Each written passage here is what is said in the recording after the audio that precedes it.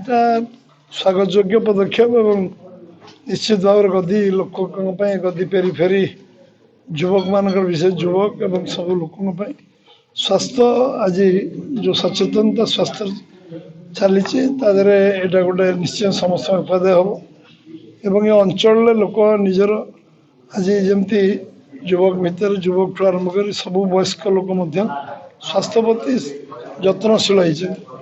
ଆଜି core multi gym ଆଉ sports academy ନିଶ୍ଚିତ ଭାବରେ ଏ ଗୋଟେ ସମସ୍ତଙ୍କୁ କମ୍ପ୍ଲିମେଣ୍ଟ ସପ୍ଲିମେଣ୍ଟ କରିବ ଏବଂ ଆଗାମୀ ଦିନରେ ବହୁ ଲୋକ ଯେଉଁ ମଣିଷ ତିଆରି କାରଖାନା ଯାକୁ କୁହାଯାଏ ବହୁ ଲୋକ ଏଠୁ ଆସିଲା ପରେ ବହୁତ ଲୋକ ନିଜ ସମାଜରେ ପ୍ରତିଷ୍ଠିତ କରିବେ ବିଭିନ୍ନ ଜାଗାରେ ନିଜର ସାମର୍ଥ୍ୟ ଅନୁସୋଧ କରିବାର ସୁଯୋଗ ସେମାନଙ୍କୁ ମିଳିବ।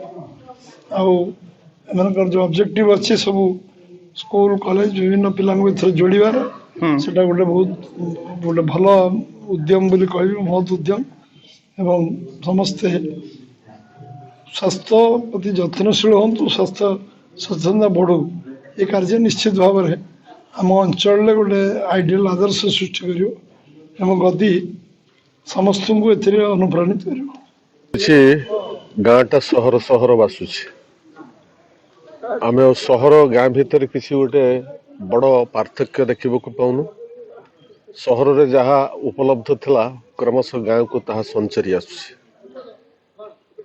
ଯେ ଆଜି ସମୟରେ ସ୍ୱାସ୍ଥ୍ୟ ରକ୍ଷା ସବୁଠୁ ଗୋଟେ ବଡ଼ ପ୍ରସଙ୍ଗ ହେଇଛି।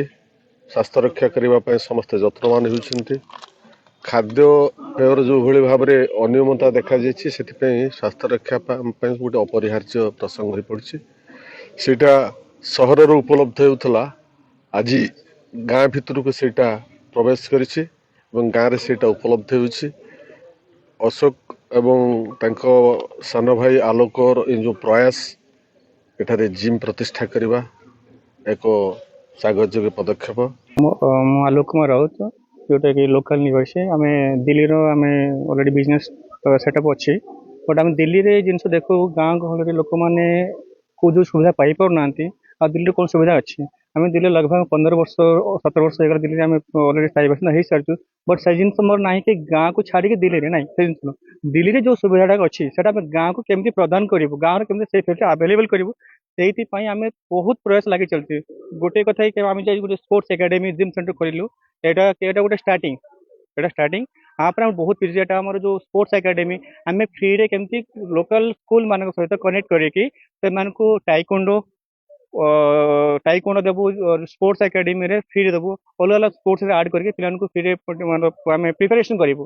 ଯେଉଁମାନେ ଜିମ୍ନାଷ୍ଟିକ୍ ପାଇଁ ଯିବେ କି କେଉଁମାନଙ୍କର ଲୋକାଲ ଇଣ୍ଟରନ୍ୟାସନାଲ ଲୋକାଲ ଷ୍ଟେଟ୍ ଲେବୁଲ କମ୍ପିଟିସନ୍ କରିବେ ସେମାନଙ୍କ ପାଇଁ ଆମେ ଧୀରେ ଧୀରେ କଣ୍ଟାକ୍ଟ କରି ରାଜ୍ୟରେ ଯେଉଁମାନେ ଅଛନ୍ତି ଏ ଡିପାର୍ଟମେଣ୍ଟରେ ତାଙ୍କ ସହିତ କନେକ୍ଟ କରିକି ଏଇଟା ଆମେ ବହୁତ ଆଗକୁ ବଢ଼ାଇବା ପାଇଁ ଚେଷ୍ଟା କରୁଛୁ।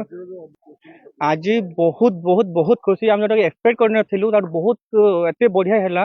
ମନୋହର ଭାଇକୁ ସେବେ ଆସିଲେ ଟାଇମ୍ ଦେଲେ ରାଜ୍ୟ ସଭାପତି ଆମେ କେହି ଭାବିନଥିଲୁ ଜିନିଷଟା କିନ୍ତୁ ସେ ଏତେ ଖୁସି ଲାଗିଲା ସେମାନେ ଆସିଲେ ଆଜି ଆସିକି ଉଦ୍ଘାଟନ କଲେ ଆଉ ଏ ଭାଇମାନେ ଆସୁଛନ୍ତି ସବୁ ଏମାନେ ବହୁତ ଏଠି ଆମର କେନ୍ଦ୍ରାପଡ଼ା ଜିଲ୍ଲାର ପ୍ରେସିଡେଣ୍ଟ ଅଛନ୍ତି ଏ ଭାଇ ବି ଆସୁଛନ୍ତି ଆମକୁ ସପୋର୍ଟ କରିବା ପାଇଁ ବହୁତ ଖୁସି। ଲୋକାଲ ପିଲାମାନଙ୍କ ଏଇଟା ଆମର କୌଣସି ଏଇଟା ପ୍ରଫିଟେବଲ ଇନଷ୍ଟିଚ୍ୟୁଟ୍ ନୁହେଁ କି ପ୍ରଫିଟେବଲ ନୁହେଁ। ଆମେ ଲୋକାଲ ପିଲାମାନଙ୍କୁ ନେଇକି ଲୋକାଲରେ କେମିତି ଡେଭଲପ ହେବ ଲୋକ ପିଲାଙ୍କ ମେଣ୍ଟାଲିଟି କେମିତି ଚେଞ୍ଜ ହେବ ଫିଜିକ୍ସ କେମିତି ବଢ଼ିଆ ରହିବ ସେଇଥିପାଇଁ ଆମେ ଓପନ୍ କରିଛୁ। ଆଉ ଆପଣଙ୍କ ସପୋର୍ଟ ଆପଣଙ୍କର ଭଲ ପାଇବା ଯେଉଁଟାକି ଏ ଜିନିଷ ଆମେ ରଖିପାରିଛୁ ଆଉ ଆମର ବହୁତ ଭିଜନ ବହୁତ କିଛି ଅଛି ଆଉ ସପୋର୍ଟ ମିଳିଲେ ନିହାତି ଆମେ ଆଗକୁ ବହୁତ ଆମେ ଜିନିଷ କରିବୁ।